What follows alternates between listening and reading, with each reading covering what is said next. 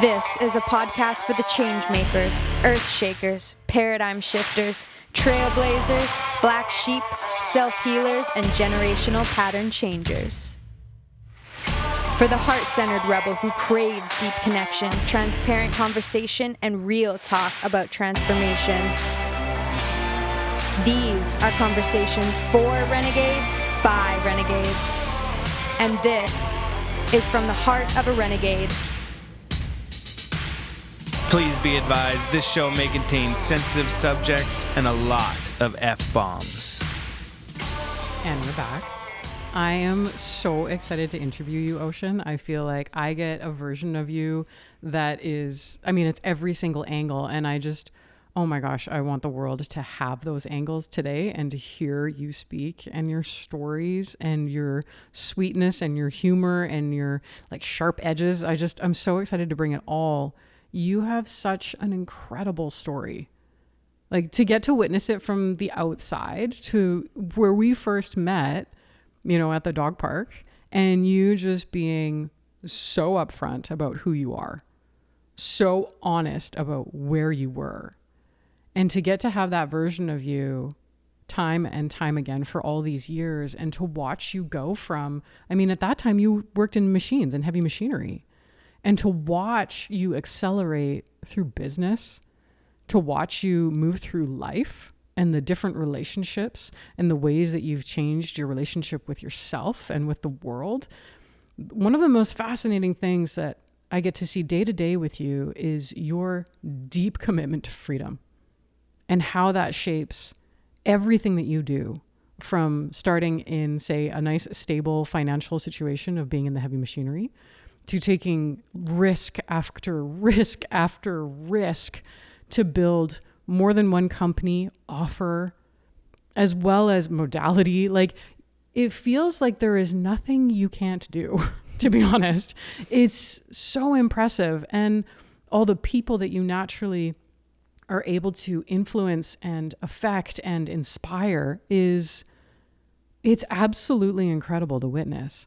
And so first things first, I want to ask, what does it feel like to be amazing? Be bold. What? But let me dial it back. What does it feel like when you reflect back on working in the heavy machinery to where you are now? What is just one thing that you're like, oh my gosh, that's incredible to get to experience? Back then, and firstly, thank you.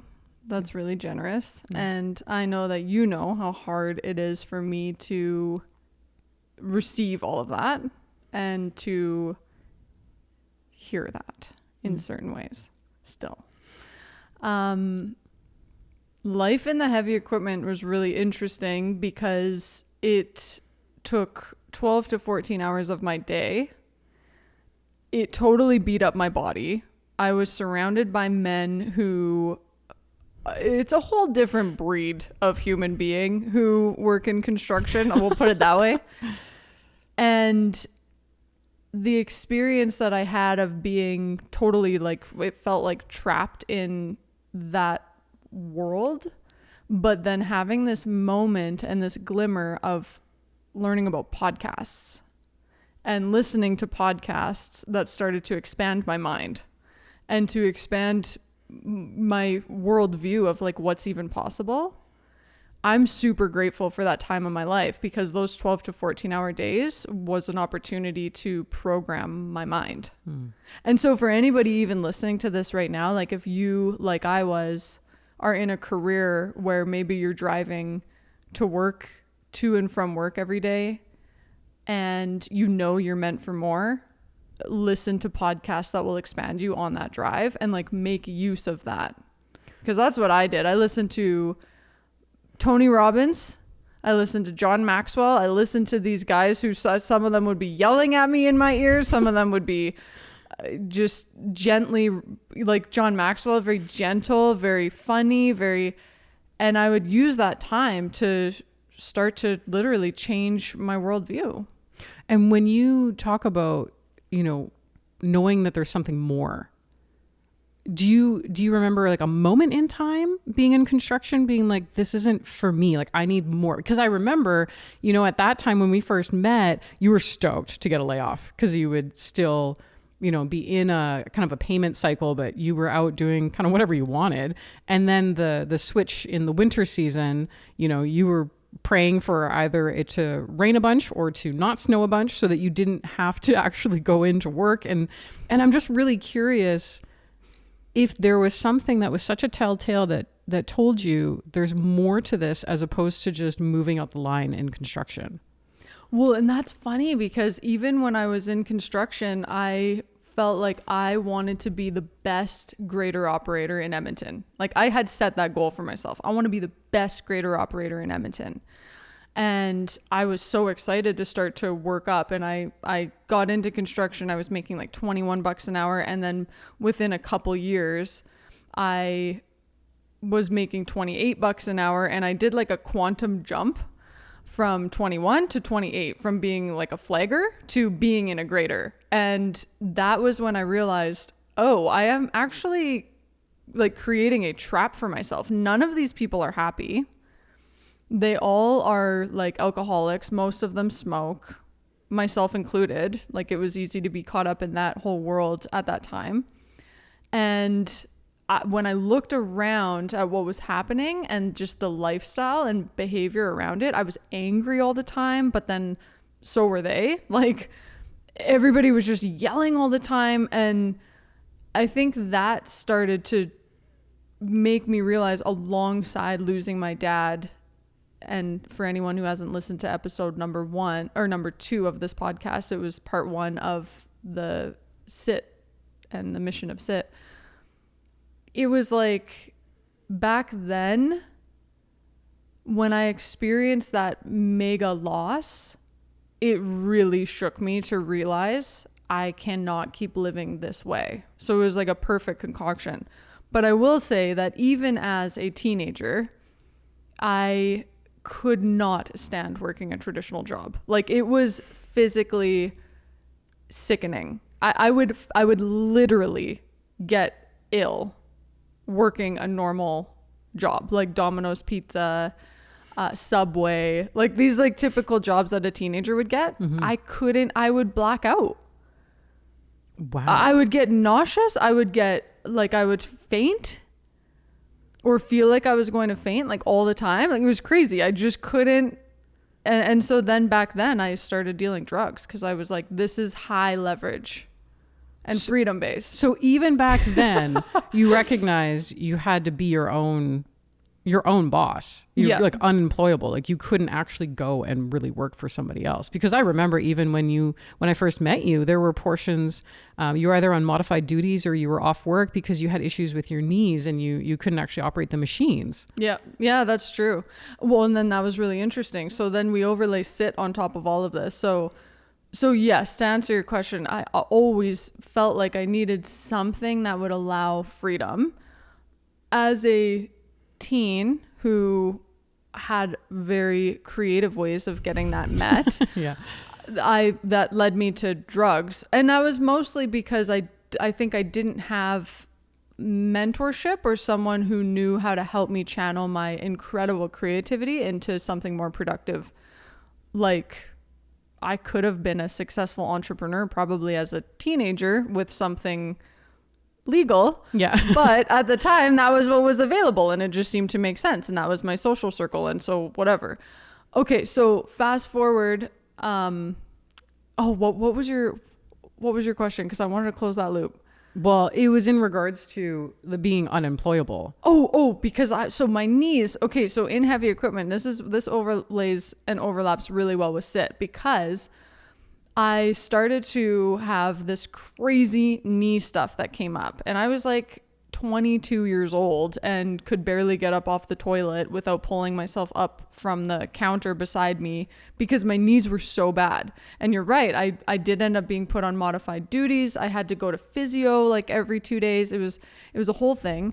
And my knees were in so much pain all the time. And when I ended up leaving heavy equipment, my knee pain went away. And so I associated it to the fact that I was no longer running equipment.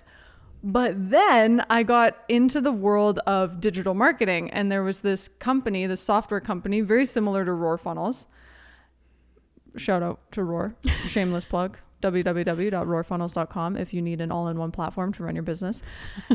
And so I ended up going to that company and I built a funnel on their platform with a video sales letter of myself pitching them on why I should join their team.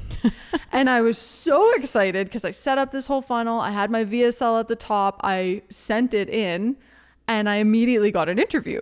And I was like, oh my gosh, that's badass. And I felt really proud because I felt like I really set myself apart from, just sending a resume kind of thing.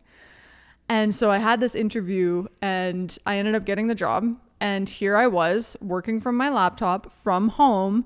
And I was like, this is epic. Like I've built that freedom where I get to work from home. I get to work in this realm of the world that I'm really interested in. And what ended up happening?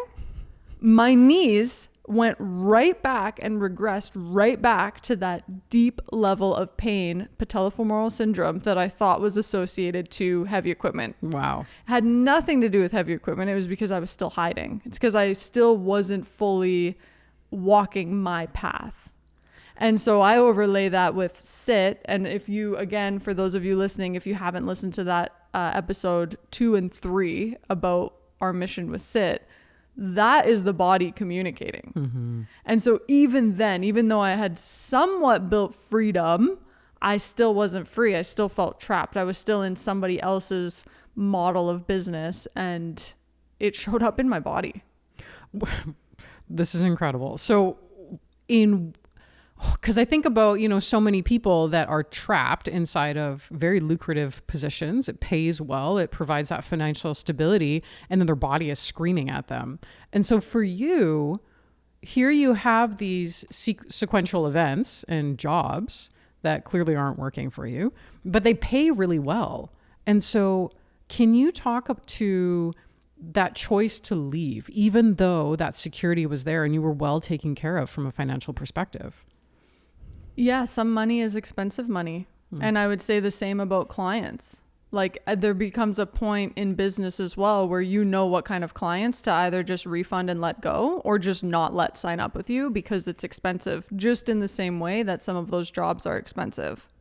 Wow. Yeah, you might be getting a paycheck, but what's that paycheck costing? Mm-hmm. And so in that case, it's so funny. A lot of people have probably heard the phrase like, entrepreneurs are willing to work 80 hours a week to avoid working 40 hours at a job or whatever, because, and it makes no sense, but it's something about that freedom and that autonomy and that nobody can tell me who I need to be, how I need to behave, how I need to dress. People on the internet think they can, like people will say shit, but they're not paying my bills. They're not living my life. Like, at the end of the day, if I don't get to have full autonomy and choice over how I spent my time, I can't have somebody that I have to report to. That's crazy. Except for God. And do you wonder or think or know, is this a deviation of your past? Because if we go all the way back maybe to when you were growing up, you didn't have a lot of freedom in the sense of what you got to wear, do, go, live with, like those circumstances. Can you talk a little bit about that? Yeah, so we talked about that a little bit in the mission of ROAR and how my childhood was really disrupted around 5, maybe 6. I can't remember exactly how old I was, but there was a domestic violence between my dad and my stepmom. I was removed from my home and then sent to live with my mom in Calgary, so 3 hours away from where I was living. And so I think there's a beautiful resiliency that comes from trauma, honestly. Like all of that change and literally being forced to change locations and then all of a sudden start in the middle of a new class and have to go to Value Village and find new clothes. I will say though, there is a very core memory I have from when I was living with my mom and we were at the Bay. And there was these really cool, super edgy pants. And I was in like grade, I don't know, maybe grade 4 or 5 at the time. And these pants were really baggy and they were really thick and they were kind of like cargo pants, but they were slippery, shiny, and black, and they were covered in zippers and pockets. Okay. And you know how much I like my zippers and pockets You to love this them. day. Yeah. Shout out to G-Star, represent.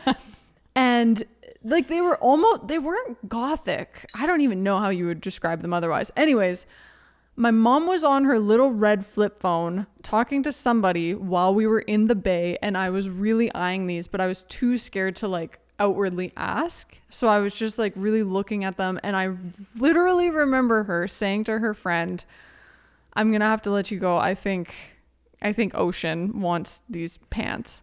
And she ended up buying them for me. And they were super edgy. They were in the boys section. And so I will say that I had a mom who, and even if you see her, like she's covered in tattoos and very, very unique. Yeah. Who really did foster that I could wear whatever I wanted, and that it wasn't necessarily the traditional what a little girl should be wearing. And even my dad put backwards hats on me as a little girl, and those became dad's beret. And I still wear a backwards hat to this day. And so I think even though there was a lot of disruption in my childhood, there was also a lot of fostering authenticity, which I'm incredibly grateful for. And so you've said this before in regards to your pain can be your purpose, or your pain becomes your purpose.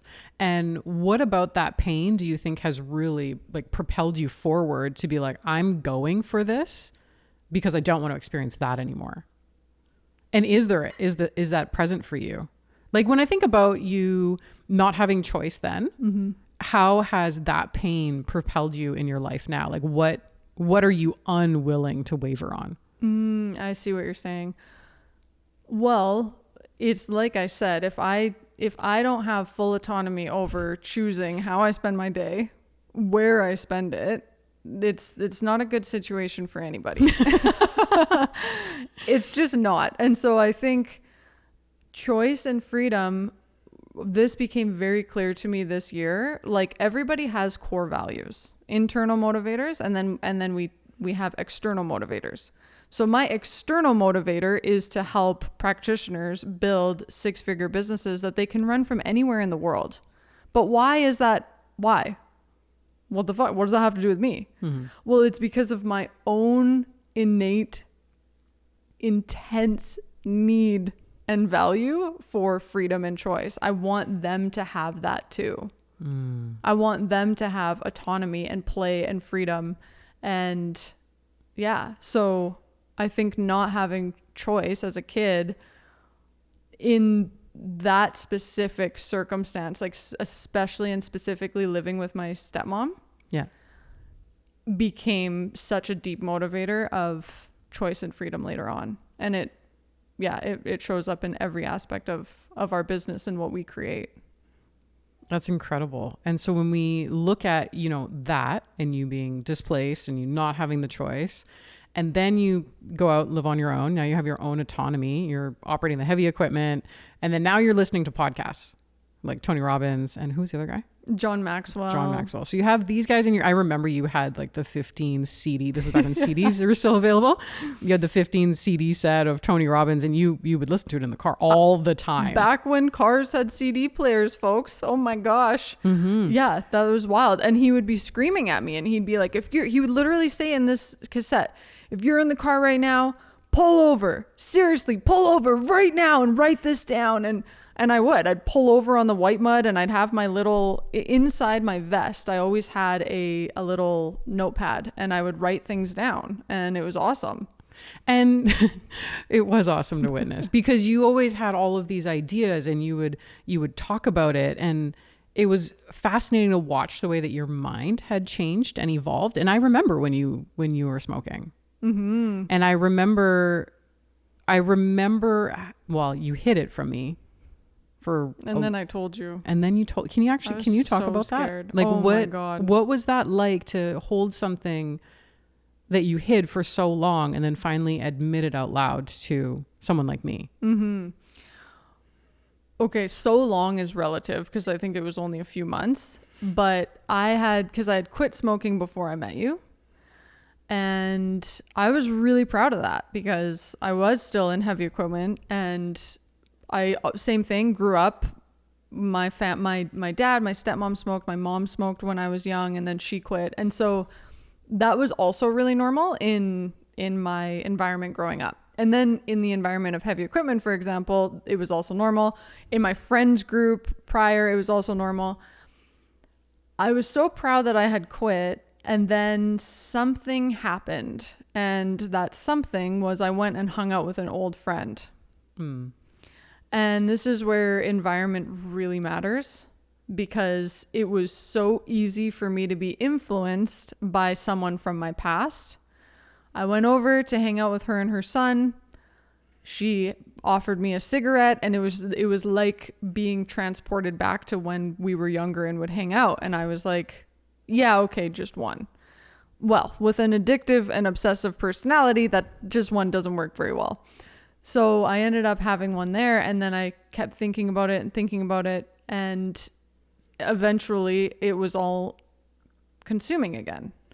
And I had a lot of shame about it because I was on this trajectory and this path of changing my life intentionally. I had intentionally walked away from a lot of relationships, from partying, from all of that. And I was really intentionally creating a new life for myself. And that was when I met you. And so as I started to go down this healthy trajectory, here was this temptation from the past that ended up showing me how strong I really was or was not.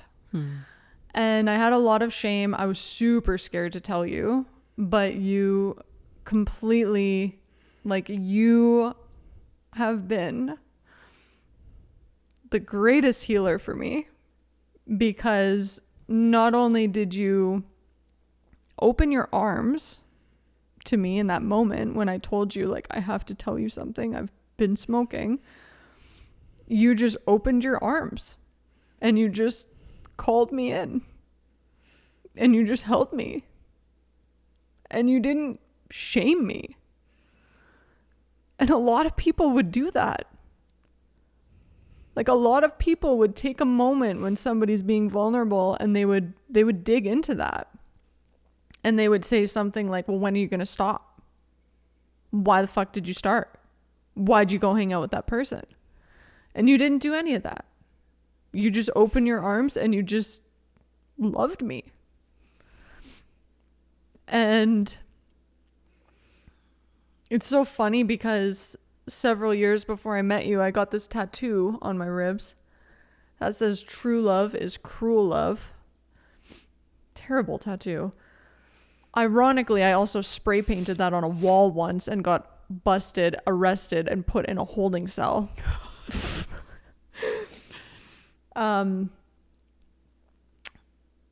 You loved the hate out of me in that moment and in many, many moments following. And you showed me, like, what safe love really is, and that love is not cruel at all. And because of having your love and your full support, you didn't withdraw, you didn't pull away, you didn't shame. It made quitting so much easier again. And now, not only do I not smoke or ever think about it, like, at all, there would be no way in hell, actually it would only be in hell that I would ever do that. But not only that, but I don't have any interest in going to, like, McDonald's anymore or putting that kind of poison in my body. I have zero interest in alcohol. Like, I just will not put that in my body. And so that's the power of love. And I just want to say to anybody listening, like, this is not to shame if you have done that thing where you were taught to pull love away or to withdraw love as a way to encourage someone's behavior. That is a thing. Mm-hmm. But please know that your love, your ability to fully love someone and be present and to be in, like, full allowance. And that's different than enablement. Mm-hmm. That's very different than enablement. What's the difference if you were to put that into words? Okay. Enabling comes from a shadow of, I don't want to rock the boat. I don't want to speak up. I'm just going to let them do their thing. That's very different. That wasn't you. You just opened your arms and pulled me in, and you literally just absolved any shame that I had been holding, and therefore there was nothing to enable, because I didn't need to poison myself anymore, because there was no shame. I was only poisoning myself because of a shame that existed anyways. So enabling is like, if I was to keep smoking and you were to keep being like, it's okay, that's enabling. Right. But in that moment, it was just so pure and so raw. And it was like, I just felt so deeply that I had your support in moving beyond this. And I think it was all very metaphorical, because I think, honestly, the root of all of that behavior that I was engaging in, it was because of shame. Wow. And thanks for sharing that. It was very teary. I remember where we were standing when that even happened. We were right by the kitchen table. And anyways, such a beautiful memory, because you quit so quickly after that. Yeah. It was just like bing, bang, boom. And then that was done, and you had zero desire after it, which is just incredible. The power of allowing something like shame or hate to come to the surface in a safe environment. Exactly. To allow it to just dissolve without judgment. Like, all that required was another party to witness you without having anything really to say in return. Exactly. Oh my gosh. And that, I mean, again, going back to part 1 and 2 of SIT, that's a lot of what our practitioners are taught to do as well. Yeah. It is so profoundly healing. And so here you are at this major life change, right? Because you talked about, here you let go of drinking, here you let go of drugs, here you let go of that kind of lifestyle, you let go of people. There must be, what was the loss and the grief experience like to just drop all of that and walk away? Because here, like, I feel like you are such a walking example of, in order for me to have that, I will take that risk. And to me, that's what that is. Like, even when to walk away from all that, can you speak to that about, did you grieve them? Did you miss that lifestyle? What was that like? No, I did not grieve them. It was a really interesting stepping stone out. And part of that came through Riley. And she, before you, was the deepest level of unconditional love.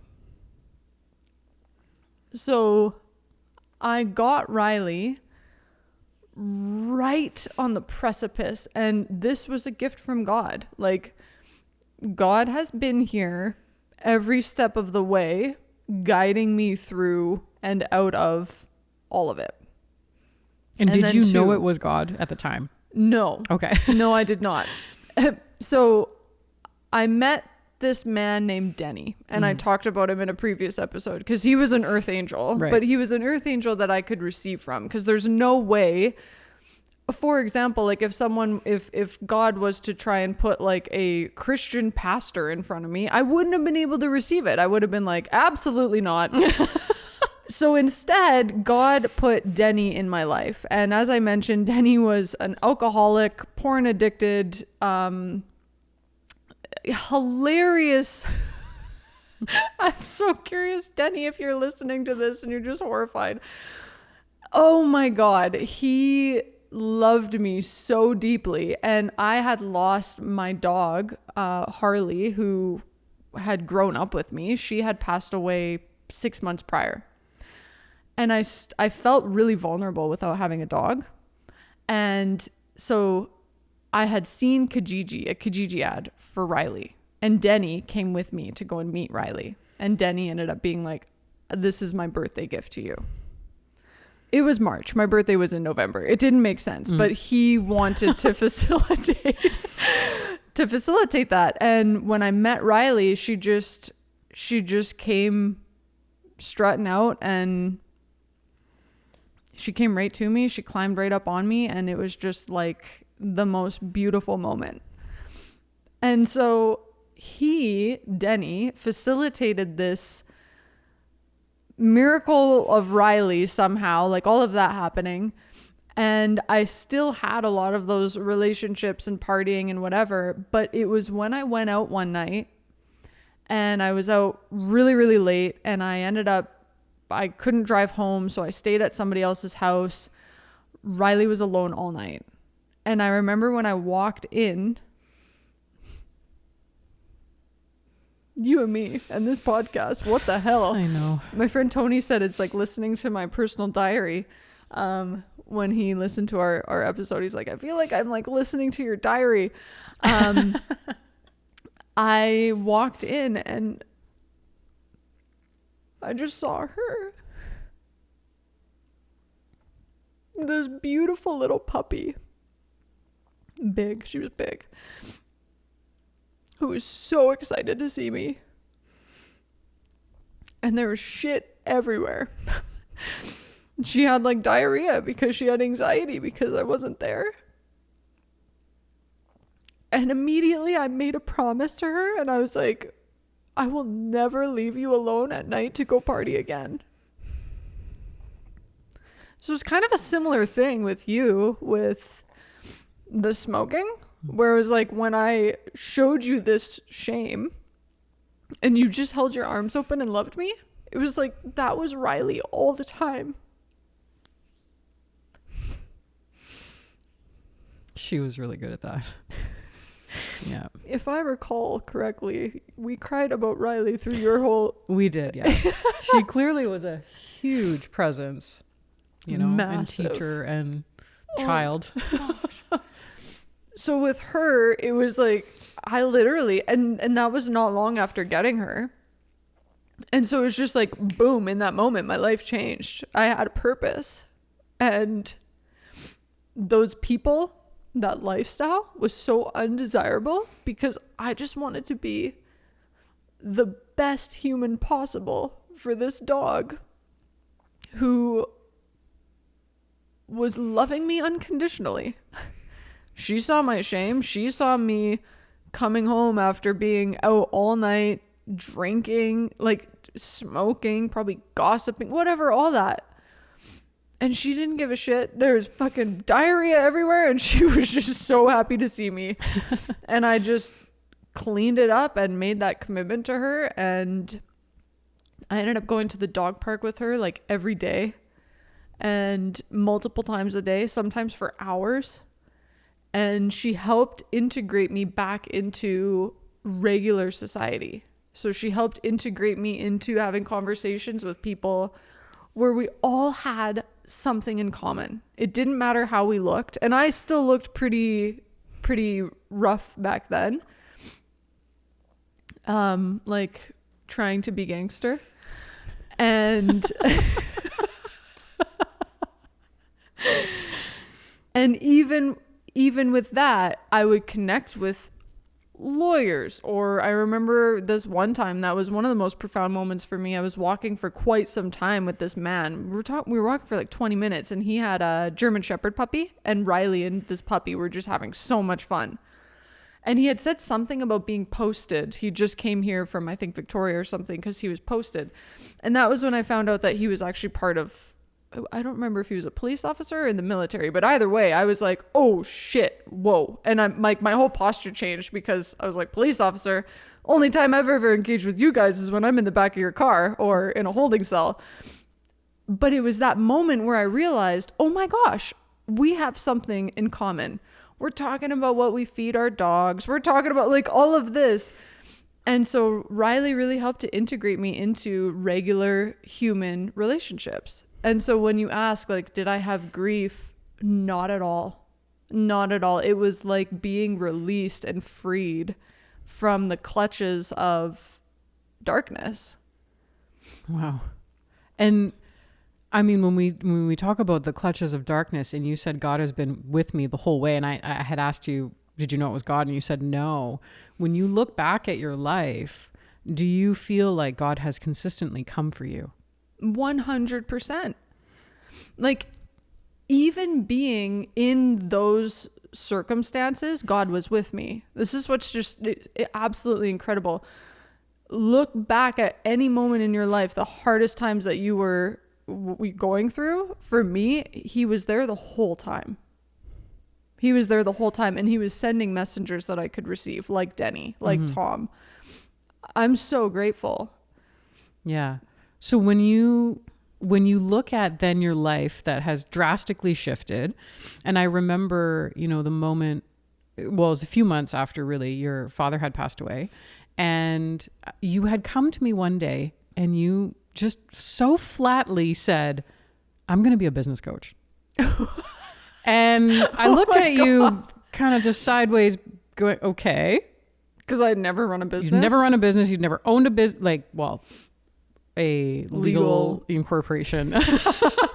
And so I'm just so curious about, because you can make such drastic decisions and that's just what it is. And then it happens. And so I'm like, what is that within you? How do you just choose and then you just go for it?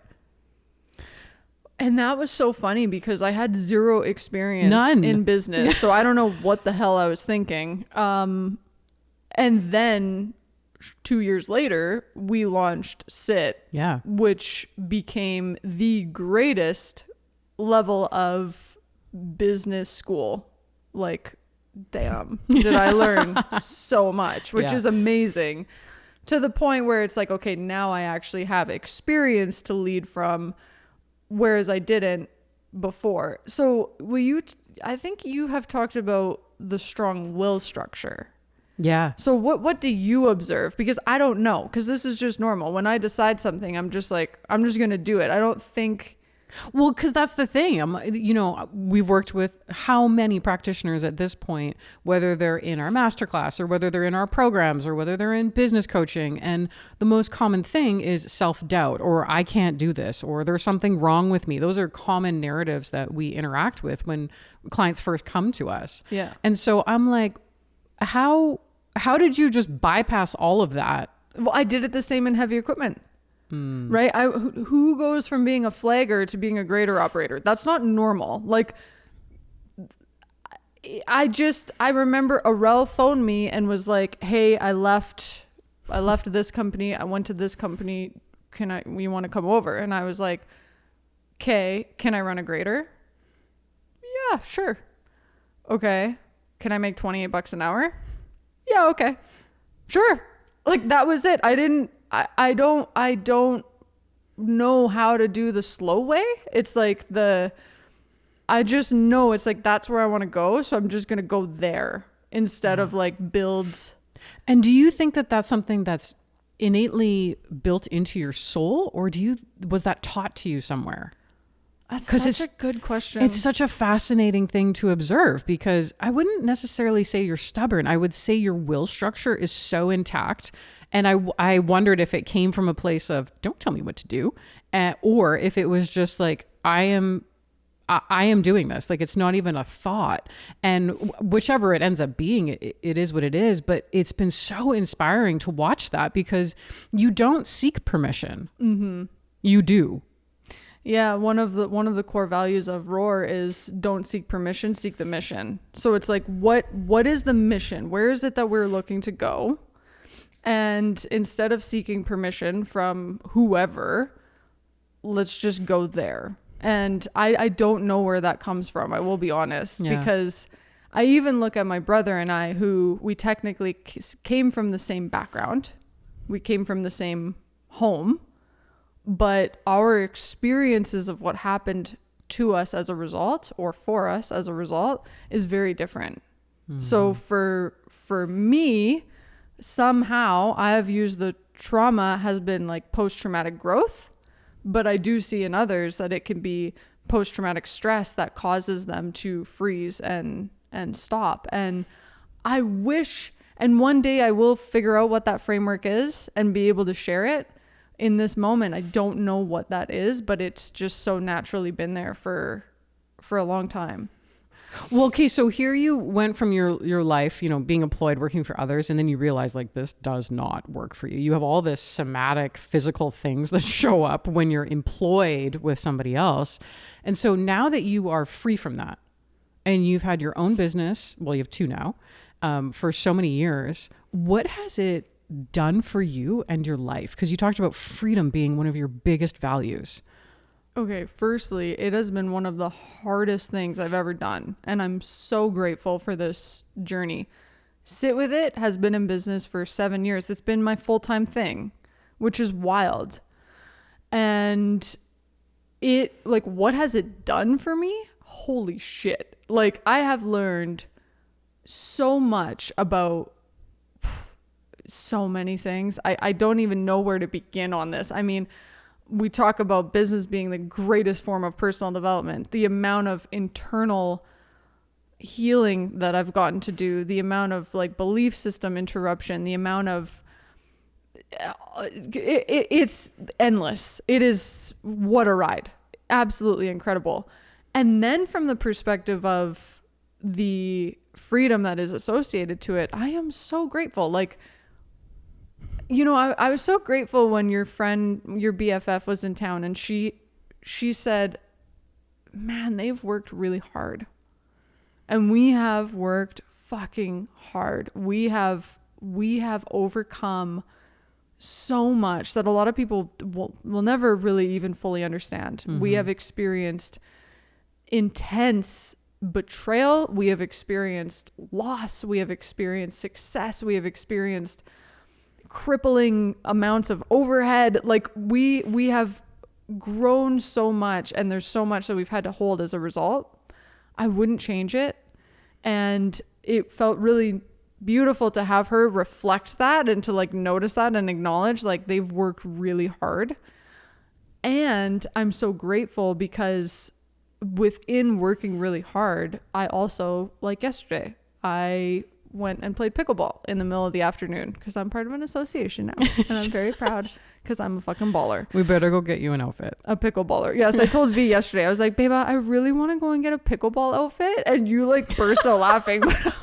But I'm it's because I pictured you in like this cut off sleeve, like kind of polo shirt with your like tight short shorts, and it's like super breathable. And that's what I need. Like a headband so your sweat gets caught. Oh my God. I've been wearing my ROAR cotton Heavy shirts cotton. and I'm like dying sweating. I have In boob black. sweat. I don't even have boobs and I've got boob sweat happening. I'm like, something's got to change here. And then today I'm going to be going horseback riding in the middle of the afternoon. And so for a while, I will say I did not, even though I had built the freedom, I wasn't receiving it or experiencing it because there's a lot of indoctrination around the 9 to 5, right? There's a lot of indoctrination around what working is and all of this.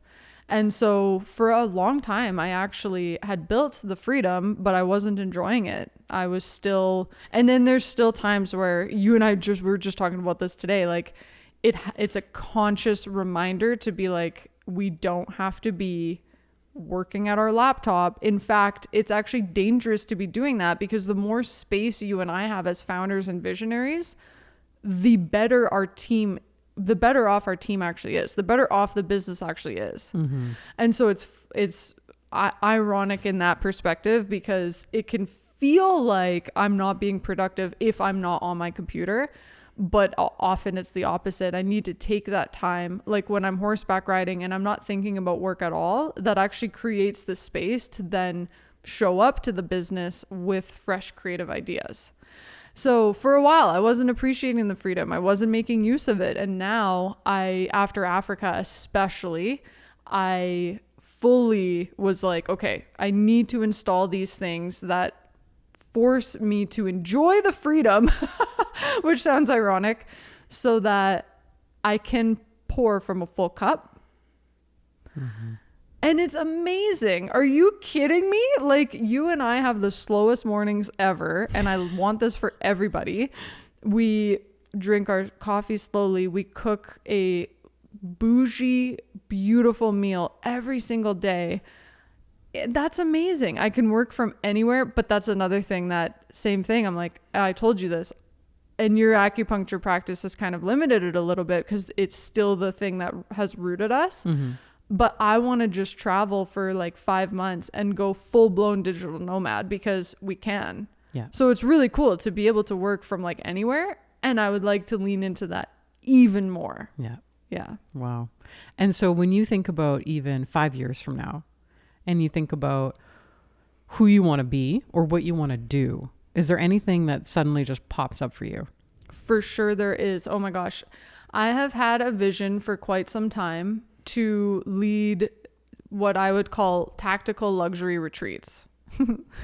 And a tactical luxury retreat is where we're in like small groups and we're either going on safaris, or maybe we're on a yacht, or maybe we are in a beautiful villa in Greece, where our group comes and what we're doing is experiencing play and the tactical piece of like building something out in your business. So there's just like what I'm talking about, there's the play, there's the getting out of your environment, there's the experiencing this beautiful playground that God has gifted us.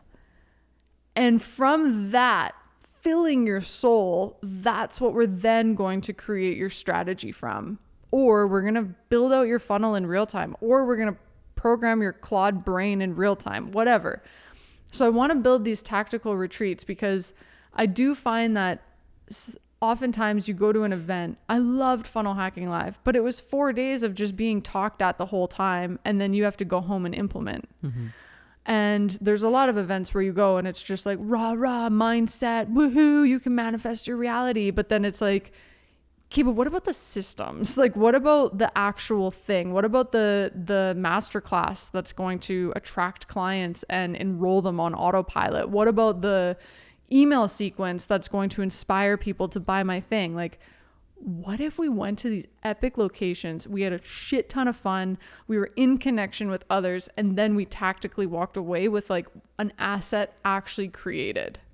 That to me sounds like a really fun dream business. So I'm hoping that within 5 years, we have our very small and mighty team absolutely dialed.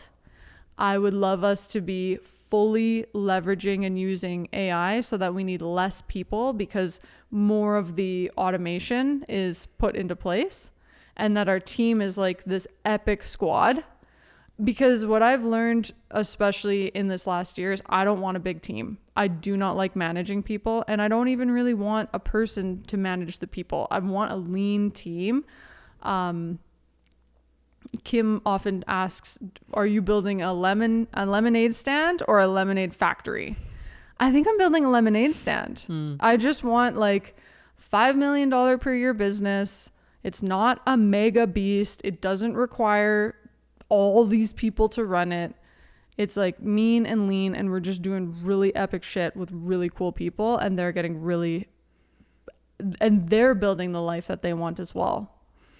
That sounds really dreamy. And I have to reflect back to you that it's been so cool to watch you as who you are and hear you speak, because everything that I've witnessed about you goes completely against the norm. Like you totally are the anomaly. It goes against what is standard, normal, or expected, yeah. Right? And because of that, it's so fun to follow you and to be taught by you and to be motivated and inspired by you, because you are a walking example of what else is possible outside of this construct that we've just been kind of following throughout our whole life and social structure. And because of that, and I'll just give you what you have done for me. So because of who you are and willing to deviate like that and to use that strong will structure and to be like, no, this is what I'm going to go for. I'm aware of the risks, but I'm going to do it anyways. And as a result of that, you, for me, have broken belief systems, identities that I thought this is how it has to be. You've helped me spend more time doing acupuncture as a hobby now, yeah, and more time teaching and public speaking internationally. That's badass. It is badass. And it was someone the other day had said, oh, you guys are such a good team because V, you're the healer and Ocean's and I was like, no, don't ever discredit the fact that Ocean is like the OG healer. And she just doesn't lead with that, but she'll sneak up on you and pull it out because you were so quick to spot, well, why would you say that? What's that belief system about? What's that energy about that on that? And you so quickly can spot that. And so it's like you are the truest form of feminine and masculine energy at once, going highly intuitive. You can sense things so fast coming from so far away, but then be like, well, I don't want to just have to remember all this stuff because now, and not that you're classically diagnosed, but I do think you have ADD because of all the things that you just are like, Bebo, where is that? Bebo, where is that? Bebo, where is that? Wait, why did I leave that container on the counter? What happened here? Anyways, that's a solid deviation. But because of that, I wonder if that's why you've implemented all of these super sexy systems to be like, well, I don't have to remember because my system's doing it for me, which then creates more freedom. And so what I'm getting at here is because of you being willing to navigate these two aspects of super intuitive, guided by God, and then so system focused. Let's put this in an automated system in order to make everything work together. And I mean, for those of you who are listening who are like, shit, I think I need something like that, you probably need ROAR funnels. For sure. Oh my gosh. Even yesterday, you were like, you need to teach people what you set up because you fell into the automation. I did. I fell into your own automation. It was absolutely so sexy. And it's fun. It's creative. Well, and that's the thing that I think a lot of people don't recognize is that it actually can be a lot of fun. It's so fun. I think that's one thing that I play a lot with is like customer journey style stuff, and really think of and consider is it's play. Mm-hmm. It's honestly, it's play. And you take that, you overlay it on ROAR, and you can build some really cool automative processes. Mm-hmm. For example, if you, the listener, was to go to roarfunnels.com/renegade, okay, sign up for a 30-day trial on ROAR, and you will see an automation that includes getting a sticker in the mail. Ooh. And it's just fun stuff like that. Yeah. So anyways, but I cut you off. Well, it's that. I think a lot of people, well, in my industry specifically, or the healing industry, are just like business, but they don't see the fun that you've baked into a system like this. They don't see how it can be really cool to create these automated sticky note photos with people's names on it so that people feel really seen. They don't see those sorts of things, and so they don't know it's possible yet. And I'm so excited for them to see these sorts of things because business can actually be a lot of fun. It really can be. Yeah. Yeah. When you have those systems and those structures in place. So I just want to say thank you. Thank you. You've been a great case study. That might be a whole episode, but yeah. Yeah, that might be a whole episode, but I'm really proud of you and how you've just, I wanted to say risen.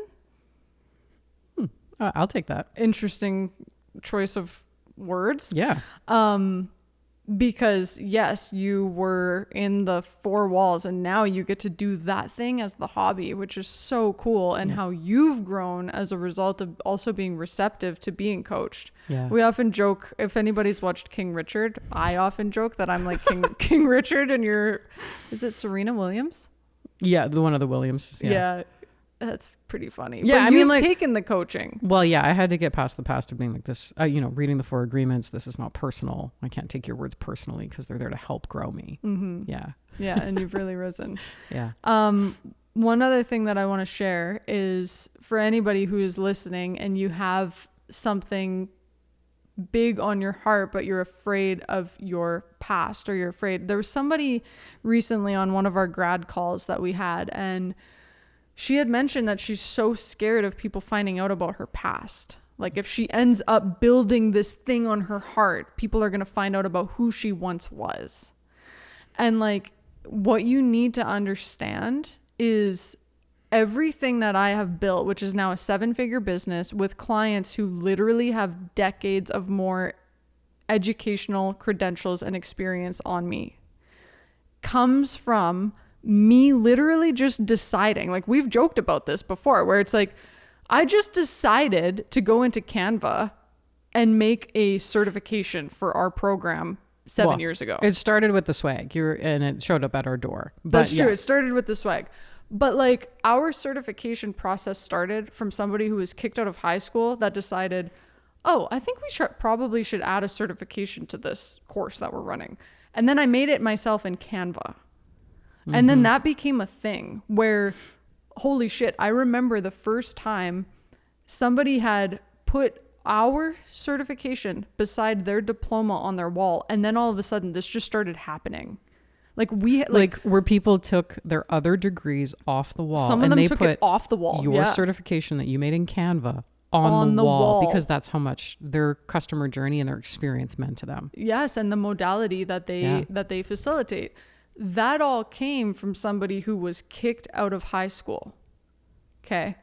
And I don't hide any of this because here's the thing, and I share all of this because especially that person who had shared that, if you're afraid of your past catching up to you, it's only because it's still in shame. It's still hidden. So if you can bring it to the light and you can lead with it as if who cares? That's where I was. Mm-hmm. Nobody can hold it against you then. And in fact, those traits, whatever that like past was for you. So for me, the thing that got me kicked out of high school is not very different from the thing that caused me to create the certification. It was just two different executions. Mm-hmm. Very highly creative. One was executed poorly in a way that turns out is illegal and got me arrested and expelled.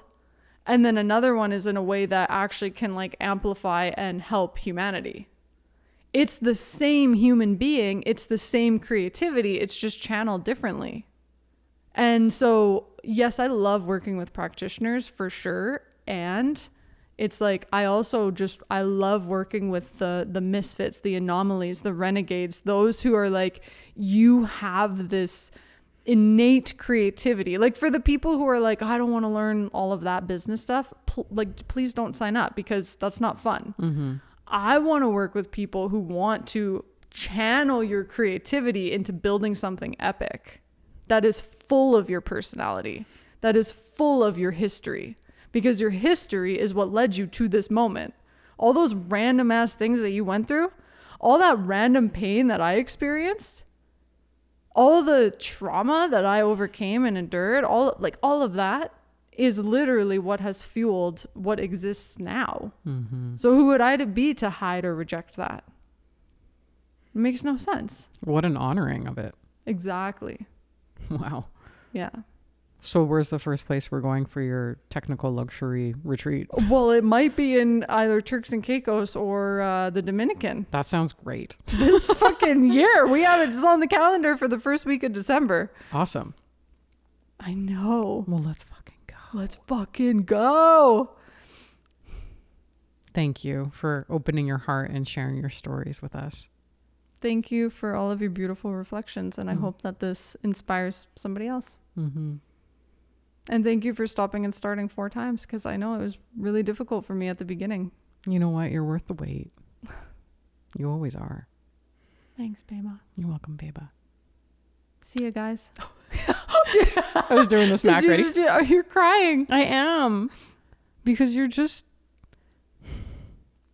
I feel like it's just the greatest service that I get to be in your company. Oh my gosh. Yeah.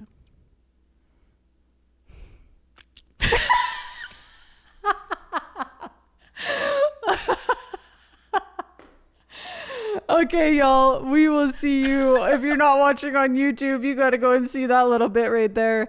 If you're listening on Spotify, you might have heard the little tiny smack. It's a smack. It's the game that we play. It's called Synchronized Smack. You can go find it on our Instagram. It's fucking hilarious. Thank you so much for tuning in, and we will see you on the next episode. If you got value from this episode, share it with a fellow renegade and make sure to subscribe. Leave a review for your chance to win some swag and a shout out on the podcast. And for the episode show notes, head to therenegadepodcast.com.